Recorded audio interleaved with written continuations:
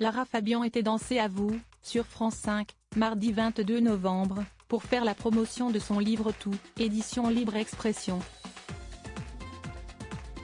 Un ouvrage dans lequel elle partage de nombreuses recettes illustrées, des photos intimes mais dans lequel elle raconte aussi ses déceptions sentimentales, et notamment ce jour, en 1988, où elle était désespérée en rentrant de Dublin, où avait lieu le concours Eurovision de la chanson, note de la rédaction, comme l'explique Anne-Elisabeth Lemoine. Parce qu'on vous avait un peu brisé le cœur, pour dire les choses comme ça.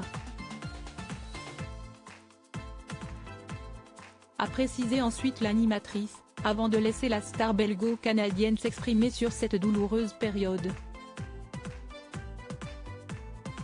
J'étais tombée amoureuse de la mauvaise personne, au mauvais endroit, s'est-elle souvenue, en faisant ici référence à son ancienne histoire avec un certain Roi Taylor, un homme marié qui avait des enfants. Une histoire qu'elle a jugée bancale, et qui a été le début d'une grande série de cet ordre. Car en effet, au début des années 90, elle fait la rencontre de l'auteur-compositeur Rick Allison, tombe amoureuse, mais là aussi, finit par être déçue. Une rupture qui lui a notamment inspiré son célèbre titre Tout, sorti en 1996. Ce n'est pas beau à voir après cela, elle fait la rencontre d'un jeune artiste corse, qui, à l'époque, était sur le point de s'engager dans une comédie musicale dont tout le monde parle, comme elle le décrit dans son livre. Nul ne doute qu'elle parle alors ici de Patrick Fiori et Notre-Dame de Paris même si elle ne souhaite pas les nommer expressément. J'ai la sensation que mon cœur respire, avait-elle ressenti lors de leur rencontre dans un petit restaurant merveilleux, la table du marché. Mais, à l'image de ses précédentes expériences avec les hommes, la magie a de nouveau fini par s'estomper. Une fin tragique, qui s'est produite lors du passage à l'an 2000. Lors d'une émission produite par un des pontes de la télé française qui célèbre la fin de l'année de cette nouvelle ère, il y a une dernière tentative de réparer les pots cassés.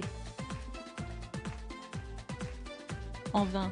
Cela se solde par un scandale public, partage-t-elle dans son livre, ajoutant alors que cette fête de fin d'année a tourné au film d'horreur.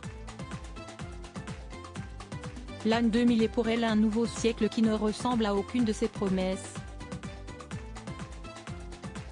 Un souvenir douloureux pour la chanteuse. Je me revois. Ce n'est pas beau à voir.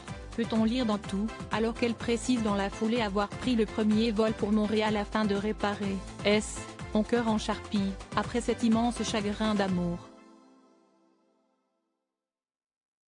L'appétit me quittera pour un long moment, ajoute-t-elle, en évoquant son retour au Canada.